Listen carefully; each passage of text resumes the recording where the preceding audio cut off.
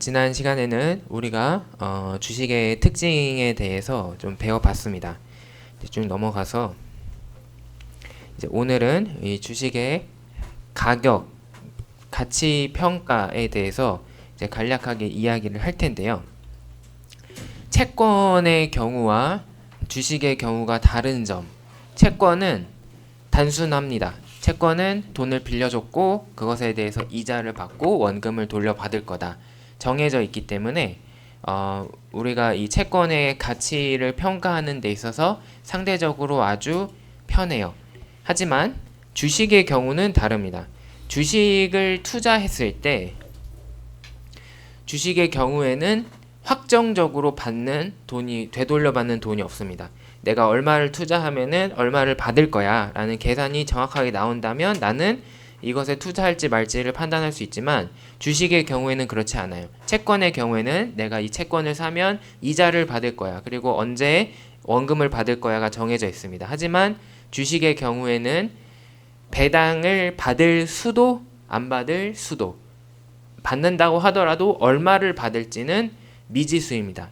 그렇기 때문에 이 채권과 달리는 정확하게 어떤 현금 흐름이 나에게 오는지, 내가 얼마만큼의 돈을 되돌려 받을 수 있는지 알 수가 없으므로 가격을 평가하는 게 어렵습니다.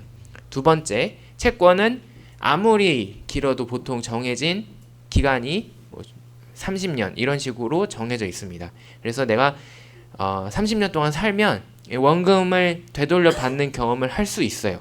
하지만 주식의 경우에는 한번 투자하면은 끝입니다. 그 되돌려 받는 끝이라는 기간이 존재하지 않아요. 그렇기 때문에 또 마찬가지로 이 주식의 가치를 평가하는 것이 어렵다. 그다음에 세 번째는 뭐냐면 우리가 어떤 상품, 금융 상품에 투자하기 위해서 그 가치를 평가해 보기 위해서는 이것을 현재 가치를 계산을 해야 되고 그 과정에서는 어떠한 수익률로 할인을 해야 됩니다. 채권의 경우에는 비교할 수 있는 그 수익률들이 많이 있어요. 예를 들면 나랑 같은 신용등급을 가지고 있는 기업의 채권 만기 수익률을 내 채권에 적용을 하면 된다. 아니면 나랑 비슷한 산업에 있는 채권의 수익률을 적용을 하면 된다. 이런 식으로 어느 정도의 그 요구 수익률을 할 수 있는 충분한 그런 근거가 있습니다. 하지만 주식의 경우에는 그렇지가 않아요. 주식은 워낙 다 기업마다 다르기 때문에 이 정해진 수익률을 우리가 예상을 하기 쉽지가 않다. 그래서 이러한 이유들 때문에 이제 주식의 가치를 평가하는 것은 매우 어렵습니다. 이제 그에 따라서 주식을 얼마라고 얘기하면 좋을까? 주식의 가격이 어떻게 될까? 예측하는 것이 어렵기 때문에 거꾸로 이 부분에 대해서 많은 사람들이 오늘도 불나방처럼 뛰어들고 있습니다. 그래서 사실 아무도 정확히 모르는 것이 내일 주가가 얼마가 될 것이냐 혹은 올해 말에 주가가 얼마가 될 것이냐이기 때문에 그것을 연구하기 위해서 이제 많은 학문적인 발전이 있어 왔습니다. 이제 그 중에서 우리가 사용할 수 있는 것들을 좀 말씀을 드리자면은 이제 우리는 13장에 가면은 자본자산 가격 결정 모형이라는 것을 배울 겁니다. 이제 이것은 여러분들이 주식에서 내가 투자했을 때 얻을 수 있는 수익률에 대한 한 가지 설명을 제시를 합니다. 그리고 투자론 수업을 공부를 하시면 이제 이 자본자산 가격 결정 모형 외에도 이제 여러 가지 모형이 나오는데 예를 들면은 뭐 차익거래 가격 결정 모형 이런 것들이 나올 거예요. 이제 그런 것들을 이용을 해서 이 주식의 수익률은 얼마가 돼야 되느냐라는 점을 판단을 할 수가 있습니다. 그리고 이제 우리가 오늘 이 재무관리에서 배울 것은 아주 간단한 이론인데 바로 배당 할인 모형이라는 것입니다. 그래서 우리는 이번 시간에 이 배당 할인 모형 그리고 또 하나 상대가치 평가법이라는 것이 있어요. 이제 이 두 가지에 대해서 좀 다뤄볼 예정입니다. 자, 먼저 배당 할인 모형은 그 이름에서 알 수 있듯이 배당으로부터 이 주식의 가격을 생각해 보는 겁니다. 그 기본적인 접근 방식은 아주 간단하고 직관적입니다. 채권의 경우 채권의 가격을 결정하는 요소는 채권의 이자와 채권의 원금이었어요. 그리고 그것의 현재 가치로 채권의 가격을 정할 수 있다. 이제 이런 얘기를 했습니다. 그렇다면은 주식에서 채권의 이자에 해당될 수 있는 게 뭐냐? 바로 배당이더라. 그러면은 우리가 배당의 크기를 가지고 주식의 값어치를 생각해 볼 수 있을 것이다 라는 거죠. 근데 문제는 사실 배당은 약속이 아니거든요. 어떤 기업도 배당을 100% 무조건 이렇게 줄 거야 라는 그런 확정적인 약속은 하지 않아요. 다만 우리의 기대는 있어요. 그래도 이 정도는 주지 않을까? 라는 예상은 있는 거예요. 기대와 예상이 있기 때문에 틀릴 수 있습니다. 이제 그러므로 우리는 이 상황에서 우리는 가정을 해야 돼요. 아마도 이렇게 주지 않을까? 그리고 그렇게 한다면 이렇게 될 거야. 이렇게 주식의 가격을 생각해 보는 겁니다. 그래서 가장 먼저 첫 번째 간단한 가정은 배당을 앞으로 일정하게 지금 주는 만큼은 주지 않을까? 라고 가정을 하는 겁니다. 이제 그런 경우에 주식의 가격은 이제 이렇게 결정이 되는데 뭐 새로운 공식이 나와서 어려워 보일 수도 있지만 사실은 여러분들이 배운 연금 공식을 응용을 한 겁니다. 자, 그거를 자, 여기 따로 설명 없기 때문에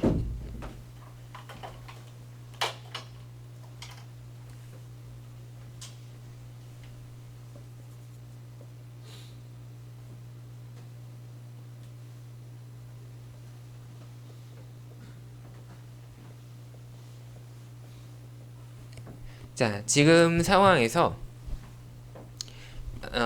이 일정한 배당이 주어질 거다라고 생각하는 거는 예를 들면은 1년 후에 이제 D라는 디비던드 배당의 그 첫 글자를 따서 D라고 하겠습니다. D만큼의 돈을 우리가 내가 주식을 사면 받는다라고 하고 그다음에 2년 후에도 똑같이 D를 받는다. 3년 후에도 똑같이 D를 받는다. 이제 이게 영원히 이어질 거다라고 가정을 하는 겁니다. 그러면은 이 상황은 여러분들이 이미 연금 공식을 배울 때 이제 확인을 해봤어요. 바로 연금의 이제 상황이다라는 것을 여러분들이 아실 수가 있고 이때의 계산 공식이 어떻게 됐었냐면은 R분의 이 C라는 요 공식을 통해서 이 연금의 값을 구할 수 있다라고 했습니다. 여기에 지금 이 상황에서는 배당의 크기, 받는 돈의 크기가 D이기 때문에 C 자리에 D를 넣은 거고 그 다음에 요 이자율에 해당되는 R 자리에는 이 주식에 대한 요구 수익률을 넣으면 된다. 그래서 R분의 D라는 공식이 나온 겁니다. 그래서 사실은 여기 R분의 D라는 새로운 공식이 나온 것처럼 보이지만 사실은 우리가 이미 알고 있는 이 연금의 이 계산식을 쓴 거가 되는 겁니다. 이제 잊어버렸을 수도 있으니까 다시 얘기를 하자면 요 공식 자체는 어떻게 나오느냐? 요 D를 할인하고 요 D를 할인하고 요 D를 할인하고 이제 이거를 계속하면 되는 거죠. 이걸 다 더하면 이것이 주식의 가격이 될 것이다 라는 거고 그러면은 첫 번째 D는 1년 후에 발생을 하니까 1 플러스 R로 한번 할인해주고 그 다음 두 번째 D는 1 플러스 R의 제곱으로 나눠주고 세 번째 D는 1 플러스 R의 세제곱으로 나눠주고 이제 이거를 이제 여러 번 하게 될 거다라는 거죠. 그리고 그것을 더한 게 현재 주식의 현재 가치가 될 것이다라고 이제 보는 그런 관점이 되겠습니다. 자, 그래서 예시를 한번 통해서 우리가 적용을 해보자면 어떤 기업이 매년 똑같이 110만큼의 배당을 주더라. 그리고 주주들이 이 기업에 대해서 20%의 수익은 내가 벌어야 되겠다라고 주장을 한다. 이제 그것을 우리는 요구 수익률이라는 이름으로 부를 거예요. 여기서 요구 수익률이라는 것은 이 투자자가 요구하는 수익률, 투자자가 생각하는 최소한의 수익률을 이제 요구 수익률이라고 이야기를 합니다. 자, 그러면 이 배당 할인 모형에 따라서 요 D 자리에 이제 10 그리고 요 R 자리에 20%니까 0.2를 넣으면 이제 주가는 $50 이제 이렇게 계산이 된다라는 거죠. 그 다음에 배당이 매번 똑같을 거야 라는 것은 사실은 굉장히 큰 가정이긴 합니다. 근데 여러 가지 문제점이 있어요. 근데 그 중에서 한 가지는 뭐냐면, 이 기업이 맨날 똑같은 배당만 주면 이 기업은 성장을 안 하나? 기업은 더 발전을 못 하나? 이런 생각이 들 수가 있죠. 이제 기업이 앞으로 더 발전을 해야 되는데 계속 똑같은 수준에 머물러 있으면 좀 곤란할 거예요. 이제 그래서 이제 우리가 조금 더 많이 쓰이는 가정은 배당이 앞으로 성장을 할 거다. 그리고 그 성장은 이제 기업의 성장과 연결돼 있다. 이렇게 보는 그런 가정이 있을 수 있습니다. 이제 그러면은 R 빼기 G 분의 D 이렇게 해서 값을 구할 수 있는데, 이것도 새로 나온 것처럼 보이지만 사실은 그렇지 않습니다. 이것도 여러분들이 이미 아는 상황이에요. 이 상황은 어떤 거냐면, 위에다가 할게요. 이 상황은 1년 후에 D를 받고 2년 후에는 요 배당이 어떤 크기로 G만큼 늘어나고, 그 다음에 그 다음 해에는 또 늘어나고, 이렇게 해서 쭉쭉쭉쭉 늘어나는 상황이 됩니다. 그러면 이거의 현재 가치를 구하면 주가 가격은 1 플러스 R분의 D 더하기 1 플러스 R의 제곱분의 D 곱하기 1 플러스 G 더하기 1 플러스 R의 세제곱분의 D 곱하기 1 플러스 G의 제곱, 뭐 이런 식으로 가게 될 거죠. 그리고 이제 이것을 이제 우리가 설명하는 우리 공식을 이미 연금에 대해서 배울 때 배웠기 때문에 이것은 성장 연구 연금이다. 그래서 이 공식을 그대로 활용을 하는 거고, 이제 그때의 이 성장 연구 연금의 공식은 R 빼기 G 분의 C 이렇게 주어졌다는 거죠. 그래서 여기에 C 자리에 요 D를 넣었을 뿐이고, 이제 이 주식에 대한 수익률 R을, 요 대문자 R을 요 소문자 R 자리에 집어넣었을 뿐이다. 그래서 이것도 새로운 공식처럼 보이지만 사실은 이제 우리가 이미 이제 배운 그런 공식을 활용하는 그 결과가 되겠습니다. 자, 그래서 이 경우에 예시가 있는데, 어떤 기업이 내년에 주당 2.3달러 배당을 준다. 그리고 그게 5%씩 늘어난다 라고 가정을 합시다. 그리고 주주들의 요구 수익률이 13%로 주어져 있다 라고 한다면, 이제 이 기업의 주가는 요구 수익률 13%, 0.13을 요 R 자리, 그 다음에 성장률 5%, 0.05를 G의 자리, 그리고 주당 받는 요 배당의 2.3을 요 D의 자리에 집어넣어서 30.19 이렇게 계산을 할 수 있는 겁니다. 자, 근데 여기서 항상 그 문제들을 이제 교수님들이나 아니면 어떤 시험에서 낼 때 함정 카드가 여기 딱 하나 있어요. 지금 제가 여기 그림을 그려드린 상황에서 볼 수 있듯이 이 공식을 쓰기 위한 P는 이제 결과적으로 이거는 이제 R분의 D다 이랬고, 이제 이거는 R 빼기 G분의 D다 이제 이렇게 했습니다. 근데 제가 함정을 말씀을 드리기 전에 잠깐 먼저 말씀을 드리면, 요 앞에 1번 그 배당이 고정돼 있는 경우에 요 경우는 사실은 이 경우만 공부를 하면 우리가 알 수가 있습니다. 왜냐하면 이 경우는 동일한 크기의 배당이 늘 주어지기 때문에 성장률이 0이다. 즉 G는 0이다 라고 생각을 하면 되는 거죠. 그래서 여기 G 자리에다가 0을 집어넣으면 요 식이 이렇게 될 거예요. 그렇기 때문에 사실은 여러분들은 요 두 번째 식만 잘 기억을 해도 충분히 이런 배당 할인 모형을 적용을 할 수 있습니다. 자, 그리고 다시 돌아와서 여기서의 함정, 중요한 포인트가 될 수 있는 점이 뭐냐, 항상 많은 분들이 헷갈려 하는 건데요. 이거는 학부 학생도 헷갈려 하고 대학원생도 헷갈려 하고 심지어는 이미 현업에 있는 분들도 헷갈려 하는 거예요. 이제 그래서 항상 헷갈려 하는 건데, 이 배당이 얼마다라고 주어졌을 때 그 배당을 요 D의 자리에 집어 넣으면 된다 이렇게 하시는데, 이때 요 D는 지금 받는 배당이 아니라 1년 후 다음번 기간에 받는 배당이라는 것이 중요합니다. 그 다음번에 내년에 주당 2.3달러를 받을 때 그 2.3을 여기다 집어넣은 거예요. 근데 문제를 어떻게 꼬아서 내냐면 오늘 지금 이 기업은 배당을 얼마를 이미 주었다. 이미 주었는데 그 상황에서 주가를 구해라 라고 나옵니다. 보통 문제가. 그러면은 여러분들은 한 번 더 생각을 해야 돼요. 지금 배당을 받은 거는 오늘 배당을 받은 거잖아요. 그렇기 때문에 그 배당을 통해서 그 배당으로부터 내년에 받을 배당을 한 번 더 계산을 해야 된다. 그리고 그 값을 여기 분자 자리에 넣어야 이 문제를 안 틀릴 수가 있습니다. 이게 보통 많이 쓰이는 함정이기 때문에 여러분들이 문제를 푸실 때 그 점을 착각해서 잘못된 결론이 되지 않도록 주의를 하셔야 됩니다. 자, 지금 이 배당 할인 모형은 배당의 크기를 알 수 있다면 우리가 주식의 가치를 구할 수 있다라는 그런 접근 방식이었어요. 그런데 제가 이 문제 예시에서 그냥 아무 일도 없는 것처럼 자연스럽게 주어졌다라고 한 게 있습니다. 바로 뭐냐면 요구 수익률이에요.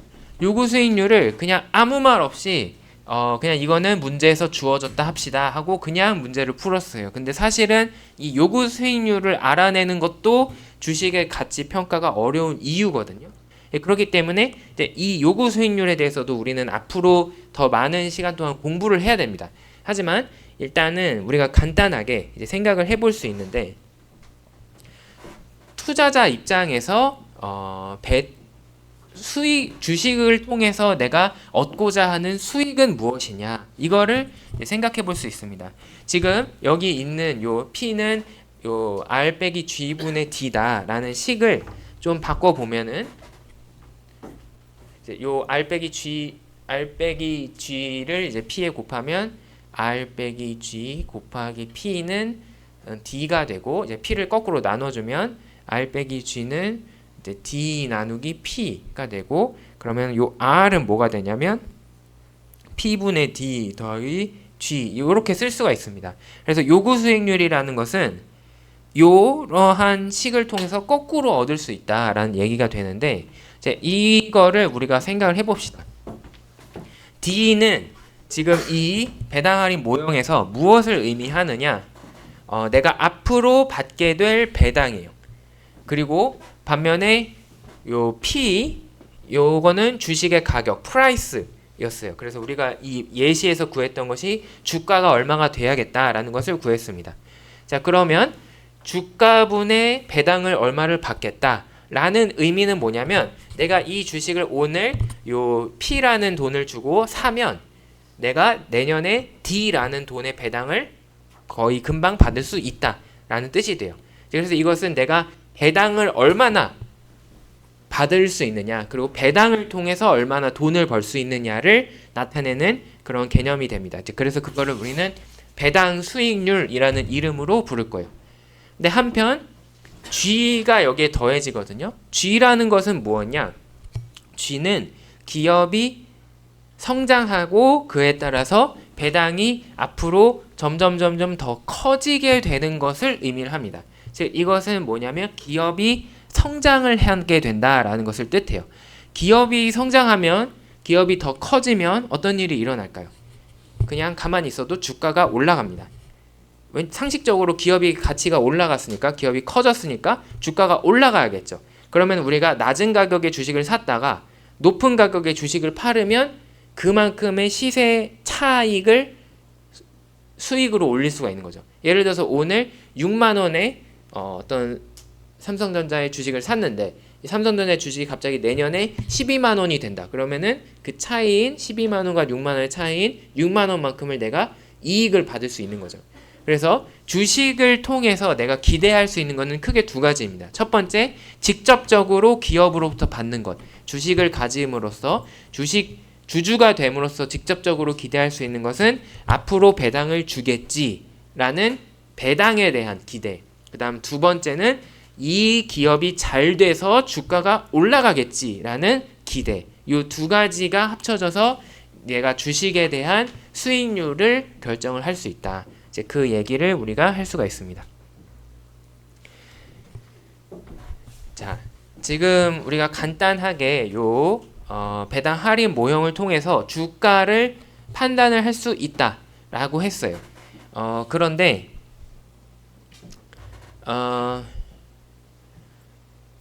이 배당 할인 모형은 사실 말로는 쉬워요. 이론으로는 아주 쉽지만 사실은 현실에 적용을 하기가 매우 어렵습니다. 왜냐하면 일단 배당을 내년에 얼마를 줄지부터 생각을 해야 되고 그거를 가정을 해야 돼요.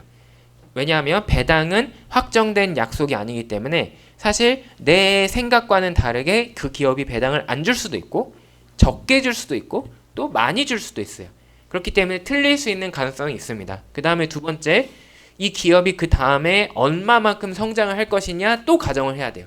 이거는 기업이 앞으로 어떻게 될 것인가를 예상을 해야 되는데 이제 말이 쉽지 미래에 대해서 우리가 이 기업이 앞으로 몇 %씩 성장할 거다 이런 얘기를 하는 것이 굉장히 어려운 얘기입니다. 그 다음 세 번째, 방금 이야기했듯이 주주들의 요구 수익률이 얼마냐 이것도 가정을 해야 돼요. 그렇기 때문에 사실은 이 세 가지 숫자만 들어가면 된다라고 하지만 그 세 가지가 모두 다 어려운 거예요. 그렇기 때문에 이 배당 할인 모형을 통해서 사실 주가를 현실에서 계산하는 것은 쉽지가 않은 일입니다. 이제 굉장히 이론은 간단하지만 이제 실무적으로 이제 접근을 하면은 여러 가지 고민할 부분이 굉장히 많아요. 자, 그렇기 때문에 제가 말씀을 드린 것처럼 주식의 가치를 판단하는 것은 매우 어렵다. 근데 이렇게 가치를 판단하기 어려운 상황에서 우리가 쓸 수 있는 방법이 있습니다. 바로 상대가치 평가입니다. 이거는 이제 두 가지 예시를 들어서 설명을 할 수 있는데, 먼저 첫 번째, 여러분들의 저 같은 경우에는 이제 제가 애를 키우다 보니까 이제 첫 돌 때쯤에 이제 쓰는 물건이랑 그다음에 두 돌째 때 쓰는 물건이 또 완전 다르거든요. 이제 그리고 세 돌 때는 또 완전 또 다르고 이제 계속 금방 크니까 이제 뭐 옷도 금방 안 맞게 되고 뭐 신발도 그렇고 그다음에 장난감도 금방 바뀌게 되고 뭐 여러 가지 뭐 다 바뀌게 됩니다. 그래서 제 아내는 보통 당근 앱을 이용을 해서 이제 안 쓰게 된 물건들을 이제 중고로 이제 얼마를 주고 이제 팔고 이렇게 보통 하게 돼요. 이제 아까우니까 그냥 버리기에는. 근데 그 당근 앱이 없었을 때에 중고 거래를 생각을 해봅시다.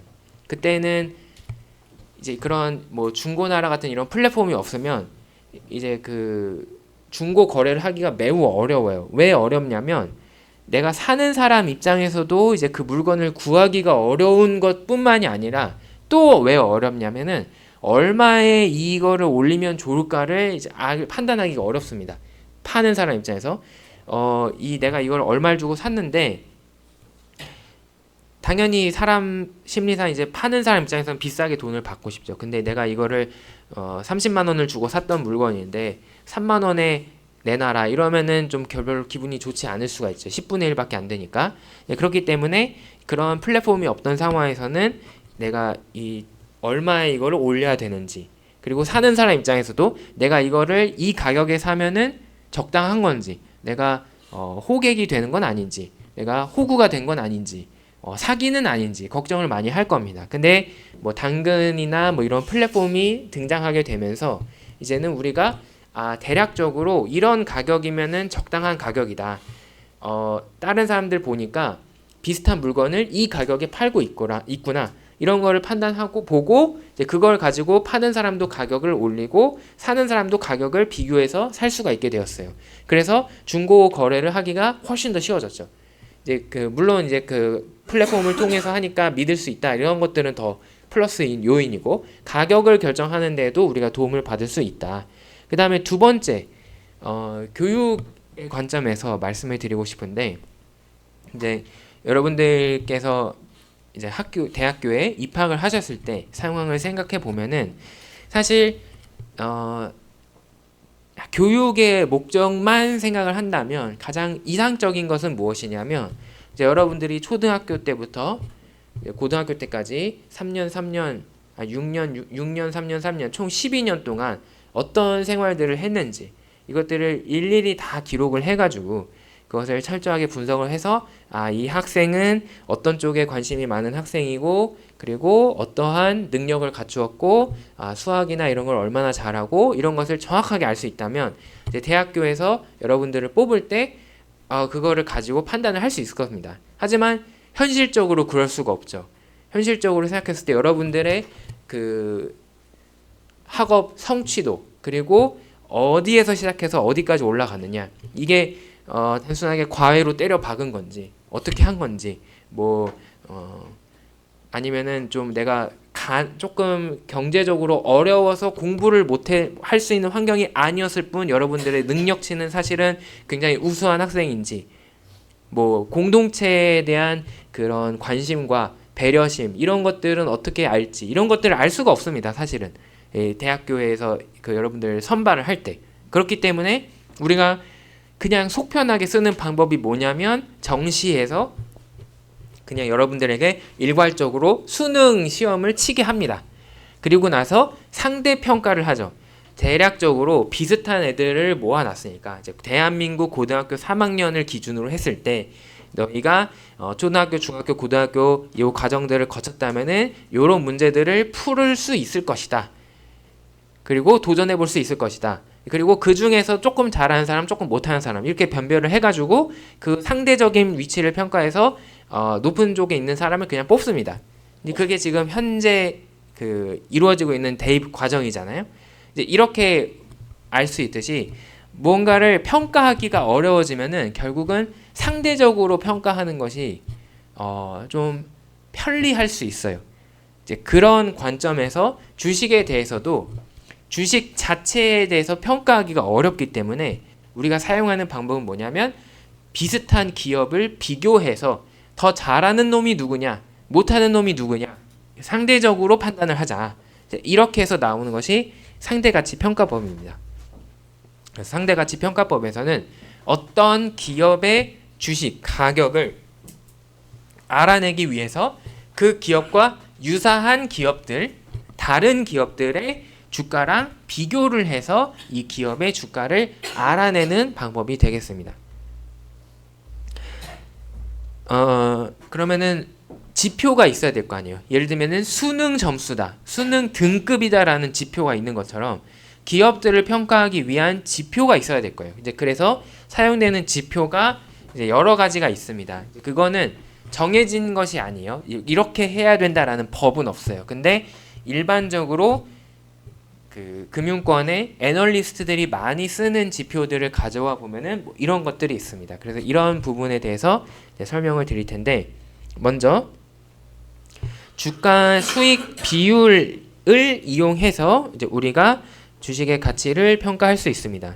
자, 이 주가 수익 비율을 까먹으신 분들을 위해서 이거는 우리가 재무 비율을 할 때 나왔던 건데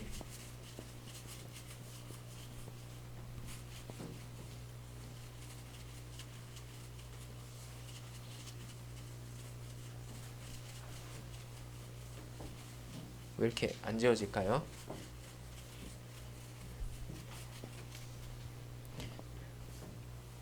자, 이 주가 수익 비율을 이해하기 위해서는 먼저 이제 주당 순이익 그래서 earnings per share EPS를 이해를 해야 됩니다. earnings per share 순이익 earnings per share니까 주당 한 주마다 순이익이 얼마냐라는 개념이고 이것은 순이익을 주식의 숫자로 전체 숫자로 나누면 주당 순이익을 계산을 할 수 있습니다. 그 다음에 주가 수익 비율은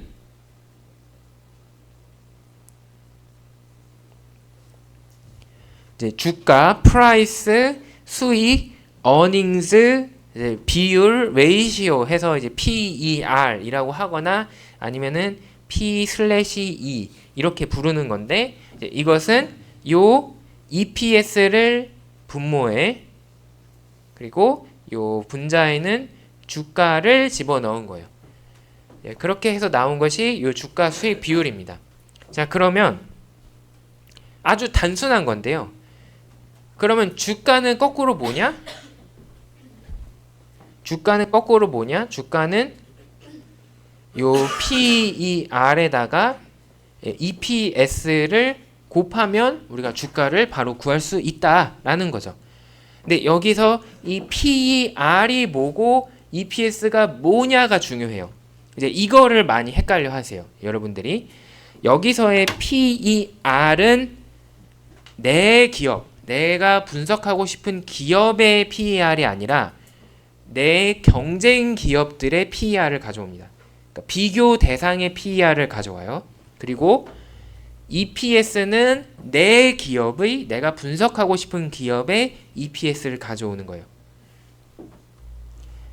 자, 예시를 들어보자면 어떤 기업의 내년 순이익이 4천만 달러가 될 것 같다라고 주어져 있습니다. 그리고 현재 이 기업의 주식의 숫자는 100만 주, 그리고 이 기업의 경쟁사가 A, B, C 이렇게 세 개가 있는데 각각의 주가와 주당 순이익을 계산해서 요 PER을 계산을 해봤더니 20, 10, 6이더라. 이런 상황이 됐습니다. 그러면 일단 이 경쟁 기업들의 PER의 평균을 먼저 구합니다. 20과 10과 6의 3개니까 평균을 구하면 12다. 그러면 요 12를 요 자리에 집어넣는 거예요. 그리고 이제 두 번째, 우리 기업의 EPS 주당 순이익은 요 4천만을 100만으로 나누어서 40이 나오죠. 그럼 요거를 여기에 집어넣는 거예요. 그래서 우리의 주가는 40 곱하기 12 해서 주당 480달러 이렇게 계산을 할 수가 있다. 이게 상대 가치 평가의 아주 대표적인 그런 방법이 되겠습니다. 과정이 되겠어요. 자, 이 말은 쉬운데 이거를 정확하게 이해하고 정확하게 실행을 하는 게 매우 어렵기 때문에 추가적으로 조금 더 설명을 하자면 그래서 요 상대가치 평가에서는 가장 중요한 요소 중에 하나는 뭐냐면 이제 내 기업 자체에 대해서는 알고 있다라고 한다면 가장 중요한 것은 요 다른 기업, 나의 경쟁 기업에 대한 요 정보를 정확하게 생각하는 것이 사실 제일 어려운 부분이 됩니다. 이제 지금의 경우에는 ABC라는 경쟁 기업이 있다라고 주어졌기 때문에 이제 이걸 가지고 여러분들이 평균값을 계산해서 12 이렇게 했어요. 근데 사실은 이 경쟁 기업을 누구로 할 것이냐를 결정하는 것도 굉장히 혼란스러운 값이 됩니다. 그래서 예전에 이제 어떤 일이 있었냐면은 이제 우리나라에서 그 지금 엔터테인먼트 회사 중에 말도 많고 탈도 많은 회사가 하이브인데 이제 이 하이브가 2, 3년 전에 3, 4년 벌써 됐나 싶은데 그 주식시장에 처음으로 상장을 했어요. 이제 주식시장에 상장을 한다는 거는 그 전까지는 하이브의 주식을 주식시장에서 살 수 없었지만 이제부터는 투자자들이 하이브의 주식을 살 수 있다라는 그런 의미를 가지고 있습니다. 그러면 그렇게 처음으로 이 하이브의 주식을 사는 투자자 입장에서는 그럼 이 하이브의 주식을 얼마를 주고 사면 좋을까? 이가 굉장히 중요한 문제겠죠. 그래서 이렇게 상장을 할 때는 항상 애널리스트들이 이제 투입이 돼서 이 증권사들의 도움을 받아 증권사들이 그 작업을 해서 이 기업에 대한 주가를 대략적으로 정보를 알려줍니다. 대략 뭐 몇에서 몇 사이면은 적당한 것 같다. 이제 이렇게 주는데 이제 하이브의 상장을 도와주는 증권사들이 이제 어떤 의견을 냈냐면 하이브의 주가는 이 정도가 돼야 된다. 뭐 이런 얘기를 했어요. 근데 그게 굉장히 높게 나왔습니다. 근데 이제 그 투자 설명서를 이제 읽어보면은 이렇게 하이브의 주가를 추정을 하기 위해서 하이브의 주가를 예상을 해보기 위해서 사용한 이 경쟁 기업들이 누구였느냐? 당시에 이제 글로벌 지금도 그렇지만 이제 전 세계적으로 가장 큰 미디어 엔터테인먼트 회사 디즈니가 들어가 있고, 그 다음에 이제 소니 이런 회사가 글로벌 회사들이 들어가 있었어요. 이제 그 논리는 하이브는 이제 앞으로 글로벌한 회사가 될 거기 때문에 이제 이런 애들이 이제 경쟁 기업이다. 이렇게 해서 걔네들의 지표를 사용을 했습니다. 그리고 그 기업들이 워낙 대기업이고 아주 그 가치가 높은 기업이기 때문에 그 비교 대상이 우수한 애들이니까 하이브도 높은 평가를 받아서 이제 주가가 높게 나온 거죠. 근데 그러고 나서 이틀 3일 안 지나서 금융감독원에서 그 투자 설명회를 빠꾸를 매겼습니다. 이제 명확하게 밝히진 않았어요. 그 이유에 대해서 뭐라고 했냐면 투자자의 의사 판단을 그 어렵게 할 수 있는 여지가 있다. 뭐 이런 식으로 언급을 하면서 이제 빠꾸를 매겼어요. 그것에 대해서 이제 여의도 증권가에서 어떻게 해석을 했느냐?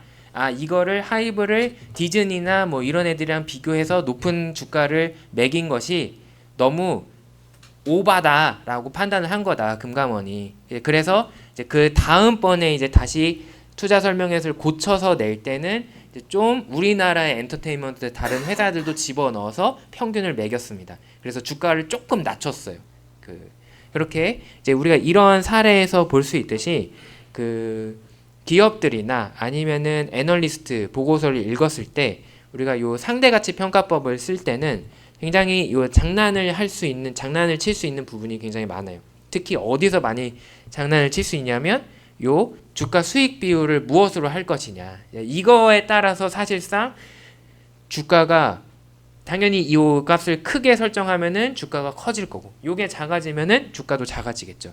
그러므로 굉장히 변동이 큰데 그거를 누구랑 비교할 것이냐, 이런 부분에서 어떻게 정하느냐에 따라서 우리가 전혀 다른 결론을 얻을 수가 있습니다. 그래서 이런 부분을 우리가 주의해서 봐야지만 이러한 정보를 우리의 합리적인 의사 판단에 집어넣을 수 있다. 자, 그 다음에 한 가지 더 말씀을 드리고 싶은 게 있어요. 지금 우리가 구한 거는 제가 어떤 표현을 썼냐면 적정한 주가다라는 말을 썼습니다. 이제 여기서의 이제 적정 주가라는 말은 이제 영어로는 fair price라고 얘기하는데 이제 공정한 가격이다라는 거죠. 이제 여기서의 적정하다라는 것은 정확한 의미는 내가 이 기업에 대해서 현재까지 알고 있는 모든 정보를 종합을 했을 때, 그러니까 모든 정보를 반영을 해서 가장 합리적으로 객관적으로 결정할 수 있는 예상값이다라는 뜻이에요. 그러니까 이것은 예상에 대한 것이고 이것은 실제와는 다른 겁니다. 적정한 주가가 지금은 480이라고 나왔지만 실제로 이 기업의 주가는 480이 아닐 가능성이 더 커요. 이거는 우리 480이라는 값은 우리의 분석을 통해서 얻은 값입니다. 실제 사람들이 거래하고 있는 것은 예를 들면 이 주식을 450달러에 거래할 수도 있는 거고 400달러에 거래할 수도 있는 거고 그거보다 크게 500달러, 600달러에 거래할 수도 있는 거예요. 그러면은 이게 차이가 나면은 어떻게 해요? 이제 이런 얘기를 하는데 사실은 차이가 나는 게 정상이고 그리고 그럴 때 의미가 있는 겁니다. 왜냐하면 이거는 우리가 생각했을 때 이 가격이 적당한 거예요. 근데 이제 우리가 분석을 잘 했고 우리가 충분한 정보를 가지고 있다면 우리가 맞는 거예요. 우리는 맞는 거예요. 우리는 틀리지 않았다. 그런데 사람들이 뭔가 어떠한 이유에서든지 사람들이 잘못 생각하고 지금 저기서 거래를 뭐 400달러, 500달러, 뭐 600달러 이렇게 다르게 하고 있다라는 거죠. 그러면 우리는 거기로부터 투자의 의사 결정을 할 수 있습니다. 이제 우리가 구한 가격은 480인데 실제 주가는 예를 들면 450달러다. 이제 이거는 실제, 이제 이거는 우리의 적정 주가 계산. 그러니까 이거는 우리의 분석 결과예요. 이제 그러면 우리가 틀리지 않았다면은 주가는 곧 조만간 며칠 지나면 480이 될 거예요. 그러므로 우리는 여기서 이 기회를 활용을 해야 됩니다. 어떻게 활용을 하느냐? 바로 지금 적정 주가가 더 크기 때문에 지금 450인 주가는 앞으로 480이 될 거다. 따라서 우리는 이 주식을 사야 됩니다. 주식을 사면 450을 주고 사서 480이 될 때까지 기다렸다가 480이 되는 순간 딱 팔면 우리는 30달러를 꽁으로 먹을 수 있는 거예요. 그래서 돈을 벌 수 있습니다. 반면에 만약에 적정 주가가 400이 나왔다라고 합시다. 근데 이제 실제 주가는 450이에요. 이제 그러면 이제 이 경우에는 실제 주가가 높죠. 그러면은 이 경우에도 우리는 이 기회를 활용을 할 수가 있습니다. 어떻게 활용을 해야 되느냐? 이 주식을 가지고 있는 사람이 지금 즉시 이 주식을 팔아야 됩니다. 왜냐하면 지금은 사람들이 잘 몰라서 아직 분석을 제대로 안 해봐서 450에 이 주식을 사고 팔고 있는데 내가 생각하기에는 이 주가는 반드시 400이 돼야 돼요. 그러니까 며칠 지나면 일주일 정도 지나면 뭐 한 달 지나면 주가가 400이 될 거예요. 그러면은 지금 팔아야 비싸게 팔 수가 있는 거죠. 그래야 내가 돈을 많이 벌 수 있는 거예요. 그러므로 나는 지금 주식을 가지고 있다면 팔아야 됩니다. 그래서 매도를 이제 해야 된다라는 거죠. 이제 이걸 파는 거를 이제 우리는 주식 용어에서 매도라고 하고 사는 거를 매수라고 하는데 이제 이렇게 내가 분석을 한 결과가 분석을 했다. 아, 잘했네. 끝이 아니라 이제 거기에서 우리는 어떠한 행동의 방향성이 나오게 되는 겁니다. 이제 이 부분이 중요해요. 이제 우리는 수학을 하는 게 아니라 경영학을 하는 거기 때문에 이게 경영학은 실전적인 학문이죠. 어떤 행동의 지침을 줘야 돼요. 행동 실제에서 우리가 써먹을 수 있는 가르침이 있어야 돼요. 교훈이 있어야 돼요. 주식의 분석을 했다. 그게 잘했네 끝이 아니라 어떻게 해야 되는지 알아줘야 된다. 이제 이런 것도 가능하겠죠. 특히 또 이제 사는 것은 쉬운데 매도의 경우 이제 지금 주가가 낮게 나오면 그러면은 나는 이 주식이 없는데 그러면 나는 그냥 아무것도 안 하나요? 할 수가 있습니다. 어떻게 하냐? 바로 공매도를 활용을 하면 됩니다. 자, 여기서 또 하나의 중요한 지금 현실에서 중요한 이슈가 나오게 되는데 공매도라는 것은 뭐냐? 이제 빌공짜예요. 그래서 내가 가진 것이 없는데 파는 것을 이제 공매도라고 부릅니다. 그러면 이거를 어떻게 하느냐? 현실에서는 주식을 내가 주식을 팔고 싶어요. A가 팔고 싶은 사람이다. 근데 나는 주식이 없다. 근데 어떤 B라는 사람은 주식을 가지고 있어요. 그러면 어떻게 하느냐? 요 B가 가지고 있는 주식을 A가 빌려와서 C라는 사람한테 판매를 합니다. 그러면은 사실상 실질적으로는 B가 가지고 있던 주식이 C한테 간 거죠.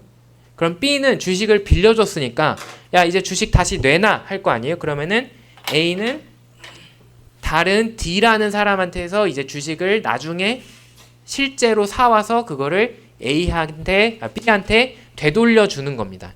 이제 이렇게 하면은 모든 것을 다 만족을 시킬 수 있어요. C는 주식을 살 수가 있고 B는 가지고 있던 주식을 그냥 놀리는 것이 아니라 활용을 할 수 있고 A는 주식이 없었지만 파는 행동을 할 수가 있었어요. 그리고 모두가 해피해졌습니다. 이제 이게 공매도의 원리가 되겠습니다. 그래서 이제 이러한 공매도의 전략을 사용을 하면은 내가 주식이 없어도 파는 전략을 통해서 돈을 벌 수 있습니다. 자, 그러면 이 상황에서 실제로 어떠한 이 숫자를 적용해 보면은 C에게 팔 때는 지금 파는 것이기 때문에 450을 받고 팔아요. 그래서 A는 450을 받습니다. 근데 D한테서 주식을 다시 사올 때에는 이제 시간이 지났기 때문에 400을 주고 D한테서 주식을 사오는 거죠. 그리고 그 사온 주식은 이 C한테 준 주식이나 D한테 준 주식이나 똑같은 주식 한 주일 뿐이잖아요. 다른 차이는 없어요. 가격만 달랐을 뿐이에요. 그러므로 이제 그 주식을 B한테 갚는 거죠. 그러면은 얘는 아무런 돈이 없었는데 450을 받고 400을 썼으니까 50을 공짜로 벌 수 있다.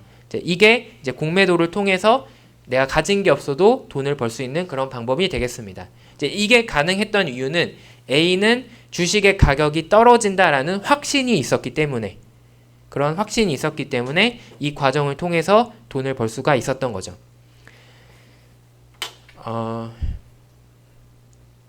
제가 이제 그 경제 정책 얘기를 가능한 안 하려고 하는데 지금 우리나라에서는 공매도를 좀 금지를 시켜놨어요. 근데 사실 그거는 이제 경제와 금융을 공부한 사람 입장에서는 말도 안 되는 행위입니다. 이제 왜 그러냐면 우리나라에서 일단 공매도를 왜 막아놨느냐, 다른 나라와 달리 왜 막아놨느냐부터 설명을 드리자면은 이제 주식을 투자하는 사람들 입장에서 공매도를 하는 사람들이 있다라는 것이 굉장히 불편하게 느껴졌어요. 왜 그러냐면 공매도는 주식이 떨어진다라고 생각하기 때문에 할 수 있는 전략이에요. 그러니까 보통 일반적인 주식 투자자는 주식을 사서 이 가격이 오를 거야라고 기대하고 주식 투자를 하는 거잖아요. 근데 불편한 거죠. 일단 너는 주가가 떨어진다고 생각해. 일단 기분이 안 좋습니다. 그럼 나는 손해보란 뜻이냐? 라는 생각이 들어요. 그리고 두 번째, 이 공매도를 하면서 주식을 파는 사람이 생기기 때문에 수요와 공급의 원리에 의해서 공급이 늘어납니다. 똑같은 물건을 파는 사람이 늘어나면 공급이 늘어나요.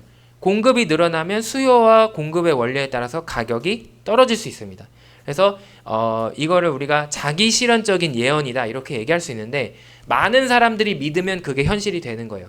그러니까 모든 사람이 주식을 매도해 버리면은 진짜로 가격이 떨어집니다. 그렇기 때문에 일반적인 주식 투자자 입장에서는 얘네로 인해서 주식 가격이 떨어진 거 아니냐 이렇게 생각을 하고 불쾌하게 생각할 수 있어요. 그리고 세 번째 이유는 공매도를 하는 사람들이 제한이 되어 있습니다. 왜 그러느냐? 일반적인 주식 투자에서는 내가 무한대의 돈을 벌 수 있어요. 이론적으로는 1달러의 주식을 사서 이 주식 가격이 무한대까지 늘어날 수 있어요. 그러면 이 상황에서 일반적인 주식 투자에서 나의 수익률은 0%, 물론 이 돈을 완전히 잃어버릴 수도 있어요. 이제 아무리 내려가도 0달러밖에 안 되죠. 그러니까 주식 가격이 0원이 돼서 이 주식이 휴지가 되는 순간이 있다라고 하면은 주식 수익률은 나는 1달러를 투자했는데 0원이 남았다. 그러면은 나의 수익률은 마이너스 100%고요. 왜냐하면 내가 가진 모든 걸 잃어버렸으니까. 근데 반면에 내가 얻을 수 있는 수익의 최대값은 무한대입니다. 왜냐하면 1달러가 이론적으로는 10만 달러가 될 수도 있고 100만 달러가 될 수도 있고 1억 달러가 될 수도 있으니까 무한대의 수익률이 가능해요. 하지만 일반적인 주식 투자에서는 손해는 마이너스 100%로 제한이 되어 있습니다. 자, 근데 공매도 전략의 경우에는 달라요. 공매도 전략의 경우에는 내가 1달러를 파는 이제 그런 상황이고 그 이후에 나는 0달러부터 플러스 무한대까지의 주식 가격을 주고 이 돈을 사와야 돼요. 그러면은 내가 1달러의 주식을 팔았는데 나는 0달러의 이 주식을 사올 수 있다. 그러면 나는 어떤 수익을 얻을 수 있냐면 100%의 수익을 얻은 거죠. 최대한의 수익을 얻은 거예요. 근데 반면에 주가가 그 이후에 갑자기 내가 공매도를 했는데 무한대로 올라갔다. 갑자기 이게 10만 달러가 됐다. 그러면 나는 이제 400달러를 주고 새로 주식을 사오는 게 아니라 10만 달러를 주고 사와야 되니까 마이너스 99,999달러를 손해를 본 겁니다. 이건 엄청난 손해죠. 그래서 마이너스 사실상 무한대의 손해를 볼 수 있어요. 그래서 공매도는 정말 확신이 없으면 할 수가 없는 투자예요. 왜냐하면 이익은 한정되어 있는데 손해보는 것은 무한대로 손해를 보거든요. 잘못하면 진짜 망해요. 패가망신해요. 공매도를 잘못하면. 그래서 우리나라에서는 지금까지 공매도를 할 수 있는 사람을 자산이 엄청나게 많다라는 것을 입증을 했다. 첫 번째, 아니면 아예 금융기관이다. 이런 경우로 실질적으로 제한을 했습니다. 그러니까 일반적인 주식 투자자는 공매도를 할 수가 없었어요. 그러니까 이게 세 번째 일반적인 주식 투자자를 열받게 한 이유가 되는데, 왜냐? 나는 못하는 걸 쟤네는 해서 돈을 버는 것 같으니까.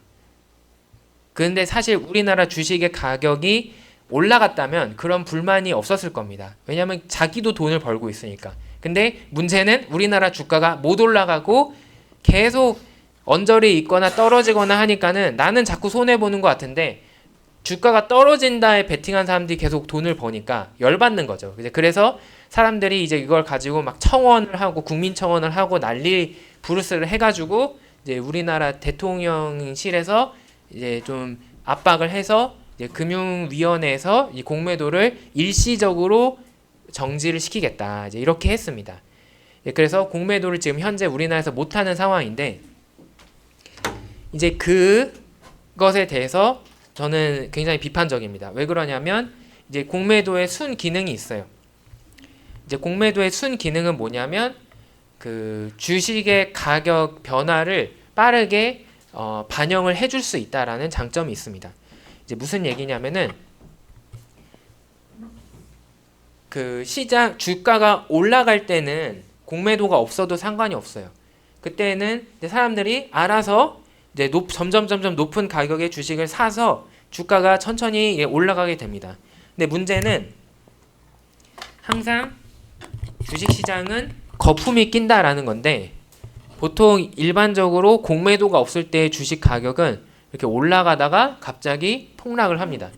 이제 왜 그러냐면 사람들이 주가 올라갈 거야 라는 생각을 가지고 막 투자를 하니까 주가가 점점 올라가다가 어느 순간 야 이건 아니지 않냐? 라고 생각하면서 갑자기 다들 패닉에 빠져서 주식을 팔기 시작해요. 예, 그래서 뭐 주가가 갑자기 폭락하는 일이든 아니면은 뭐 비트코인과 같은 그런 화폐가 갑자기 폭락을 하는 일이든 다 아니면 부동산의 가격 이렇게 되든 폭락과 폭등이 일어나게 되는 건데, 이것을 막아주는 역할을 하는 게 공매도예요. 왜냐하면 중간중간에 올라가려고 할 때 야 이거는 좀 너무 높지 않냐? 해서 매도를 하고 이래서 이렇게 급속 속도로 롤러코스터처럼 올라갔다가 떨어질 것을 완화를 시켜줘서 요렇게 스무스하게 넘어갈 수 있게 해주는 게 공매도예요.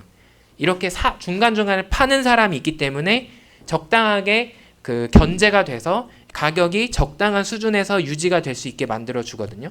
근데 그거를 그냥 야 기분 나빠해서 없애버리면 이제 사람들이 이때는 좋겠지만 이때는 이제 다 한강으로 가는 거죠. 그렇기 때문에 이게 사실은 사람들을 진짜로 위하는 게 아니지만 너무 인기주의로 사람들이 그 정치하는 사람들이 지금 당장 그 표 떨어지는 소리가 들리니까 이제 막아둔 것에 대해서 이제 저는 굉장히 좀 비판적으로 생각을 합니다. 이제 그래서 선진국에서는 이런 공매도를 막는 이런 일을 절대 하지 않고, 그렇기 때문에 이번에 이렇게 막았을 때 이제 외국에서 역시 한국은 안 돼라고 평가를 했어요. 왜냐? 한국은 여전히 이런 식으로 떼법의 논리로 적용이 된다. 이런 시장에 어떻게 해서 우리가 믿고 투자를 하느냐? 이렇게 생각을 한 거거든요. 이제 이런 일이 이제 반복이 돼서는 안 된다. 라는 게 이제 제 생각이고, 이제 경제 주식 투자는 자기가 손해 볼 수도 있다라는 것을 감수하고 자기가 선택한 투자이기 때문에 당연히 주가가 떨어져서 손해를 보는 것은 자기 잘못입니다, 사실. 근데 그것에 대해서 막 이거를 돈을 내가 배상을 해라 이런 식으로 접근하는 것은 옳지 못하다. 이렇게 말씀을 드리면서 이 장을 마무리하도록 하겠습니다.